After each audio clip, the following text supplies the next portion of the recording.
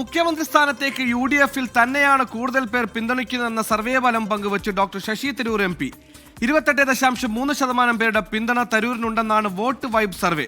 VD സതീശിന് 15% പേരാണ് പിന്തുണയ്ക്കുന്നത്. LDF-ൽ കൂടുതൽ പിന്തുണ KK ശൈലജയ്ക്കാണ്. അജീഷ് ജയകുമാർ ഡൽഹിയിൽ ചേർന്നു. അജീഷ്, പല കാര്യങ്ങളിൽ ഈ ഹൈക്കമാൻഡിനെ അടക്കം പ്രതിരോധത്തിലാക്കുന്ന ശശി തരൂർ കേരളത്തിലേക്കും ഒരു ചെക്ക് വയ്ക്കുന്നു.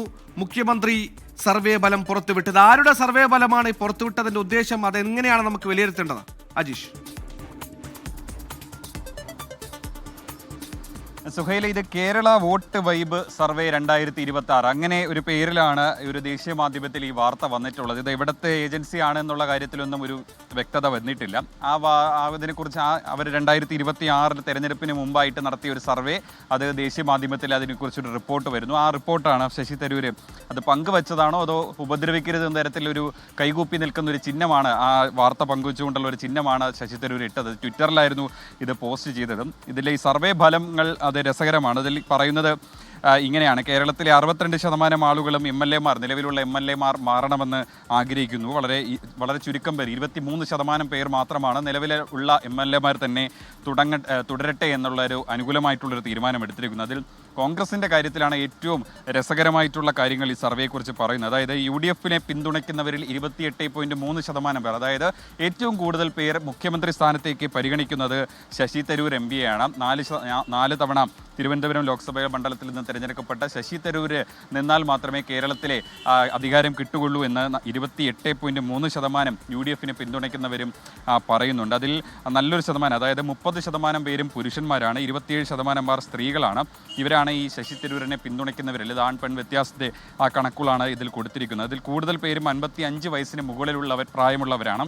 അവരാണ് ശശി തരൂരിനെ കൂടുതലായിട്ടും പിന്തുണയ്ക്കുന്നത്. അതിൽ ശശി തരൂർ വന്നാൽ മാത്രമേ UDF-ന് അധികാരത്തിൽ എത്താൻ സാധിക്കുന്നുള്ളൂ എന്ന് പറയുന്നത്. LDF-ന്റെ കാര്യത്തെക്കുറിച്ചിട്ടും ഈ സർവേ ഫലം ഇങ്ങനെ പറയുന്നുണ്ട്. അതായത് പിണറായി വിജയൻ തന്നെയാണ് LDF-ന്റെ 2026 മുഖ്യമന്ത്രി മുഖമെന്നാണ് ഇതിൽ പറയുന്നത്. അതിൽ 17.5% പേരാണ് മുഖ്യമന്ത്രി പിണറായി വിജയനെ പിന്തുണയ്ക്കുന്നത്. അതിൽ തൊട്ട് താഴെയായിട്ട് പിണറായി വിജയൻ 2ാം സ്ഥാനത്താണ്. അതിൽ ഒന്നാമതായിട്ട് KK ശൈലജയുടെ പേരാണ് വരുന്നത്. KK ശൈലജ 24.2% പേരാണ് പിന്തുണയ്ക്കുന്നതെന്നാണ് ഈ സർവേ ഫലം പറയുന്നത്. അതായത് ഇനിയിപ്പോൾ കോൺഗ്രസിനെ വലിയൊരു പൊട്ടിത്തെറിക്ക് തുടക്കമിടാനുള്ളൊരു വെടിമരുന്നാണ് ഇത് എന്നുള്ള കാര്യത്തിൽ എന്തായാലും ഈ പറഞ്ഞതുപോലെ കൃത്യമായ ആധികാരികമായ സർവേകൾ ആധികാരികമല്ല, പക്ഷേ അത്തരത്തിലൊരു പിൻബലമുള്ള സർവേ ഒന്നുമല്ലെന്ന് മനസ്സിലാക്കുന്നു. പൊതുവെ നമുക്കൊക്കെ പരിചിതമായ ചില സർവേ മുഖങ്ങളുണ്ട്. ആ സർവേകളിലൊന്നുമല്ലാത്ത, അധികം കേട്ടുപരിചിതമില്ലാത്ത ഒരു സർവേയുടെ സ്ക്രീൻഷോട്ട് ശശി തരൂർ പങ്കുവെക്കുമ്പോൾ അതൊരു കൂപ്പുകൈയുണ്ട്, ഉപദ്രവിക്കല്ലേ എന്ന് തന്നെയായിരിക്കുമോ ഉദ്ദേശം?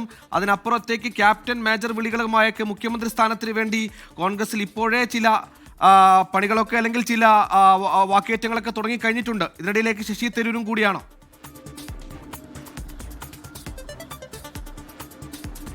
നേരത്തെ തന്നെ, അതായത് നിലമ്പൂർ ഉപതെരഞ്ഞെടുപ്പ് കഴിഞ്ഞ് വലിയ വിജയം നേടിയതിന് പിന്നാലെ തന്നെ കോൺഗ്രസിൽ, UDF-ലും പ്രത്യേകിച്ച് കോൺഗ്രസിൽ ആരും അടുത്ത മുഖ്യമന്ത്രിയാകുമെന്നുള്ള കാര്യത്തിൽ വലിയ ചർച്ചയും വിവാദമൊക്കെ നടന്നതാണ്. ക്യാപ്റ്റൻ മേജർ വിളിയൊക്കെ അതിന് നമ്മൾ കേട്ടതുമാണ്. മാത്രമല്ല, മുമ്പ് ശശി തരൂർ തനിക്ക് കേരളത്തിലെ മുഖ്യമന്ത്രിയാകാൻ ആഗ്രഹം പ്രകടിപ്പിച്ചിരുന്നു. അങ്ങനെ ഒരു പ്രതികരണമൊക്കെ അദ്ദേഹം നടത്തിയിരുന്നു. മാത്രമല്ല, അദ്ദേഹം കേരളത്തിലുടനീളം പര്യടനമൊക്കെ നടത്തി വലിയ രീതിയിൽ പിന്തുണ നേടാൻ ശ്രമിക്കുകയും ചെയ്തിരുന്നു. അതിനുശേഷം പിന്നീട് ഇപ്പോൾ കോൺഗ്രസ് ഹൈക്കമാൻഡുമായിട്ടൊക്കെ വലിയ രീതിയിൽ അകൽച്ചയിലാണ് ശശി തരൂർ ഉള്ളത്. പ്രത്യേകിച്ച് ഈ ഓപ്പറേഷൻ സിന്ദൂറിന് ശേഷം അദ്ദേഹം നടത്തിയ പല പ്രതികരണങ്ങളും കോൺഗ്രസിന്റെ ഹൈക്കമാൻഡ് പരസ്യമായി തന്നെ തള്ളുകയും അദ്ദേഹത്തിനെതിരെ രംഗത്തെത്തുകയൊക്കെ ചെയ്തു. അതിനിടയിലാൽ കൂടിയാണ് ഇപ്പോൾ പുതിയ ഒരു വിവാദത്തിന് അദ്ദേഹം തുടക്കമിട്ടിരിക്കുന്നത്. അദ്ദേഹം ഒരു ചിഹ്നം മാത്രം, അതായത് കൈകൂപ്പി നിൽക്കുന്ന ഒരു ചിഹ്നം മാത്രമാണ് അദ്ദേഹം പങ്കുവച്ചിട്ടുള്ളത്. അതുകൊണ്ട് എന്താണ് ഉദ്ദേശിക്കുന്നത്? ഒരുപക്ഷെ ഇത് ഉപദ്രവിക്കരുത് എന്നുള്ളൊരു ഉദ്ദേശത്തിൽ അദ്ദേഹം ഇട്ടതായിരിക്കും. അല്ലെങ്കിൽ ഇത് ചർച്ചയാവട്ടെ. കാരണം ഇത് മണി കൺട്രോൾ എന്ന് പറയുന്ന ഒരു സൈറ്റിൽ അതൊരു സാമ്പത്തിക വിഷയങ്ങൾ കൈകാര്യം ചെയ്യുന്ന ഒരു സൈറ്റാണ്. അതിലാണ് ഇത്തരത്തിലുള്ളൊരു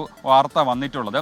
കുറച്ച് ദിവസങ്ങൾക്ക് മുമ്പും സമാനമായിട്ട് ശശി തരൂരിനെ ഇത്തരത്തിൽ പിന്തുണയ്ക്കുന്നു. കൂടുതൽ പേർ ശശി തരൂർ മുഖ്യമന്ത്രി സ്ഥാനത്തേക്ക് വരണമെന്ന് ആഗ്രഹിക്കുന്നു. ദൃഷ്ടാന്തമുണ്ട്, കാണുന്നവർക്ക് വേണ്ട രീതിയിൽ വ്യാഖ്യാനിക്കാം എന്നുകൂടിയായിരിക്കും ഡോക്ടർ ശശി തരൂർ പറയുന്നത്. എന്തായാലും ഒരു സർവേ ഫലം പുറത്തുവിട്ടിരിക്കുകയാണ്. അജീഷ് ജയകുമാറാണ് വാർത്തയുടെ വിശദാംശങ്ങൾ നൽകിയത്.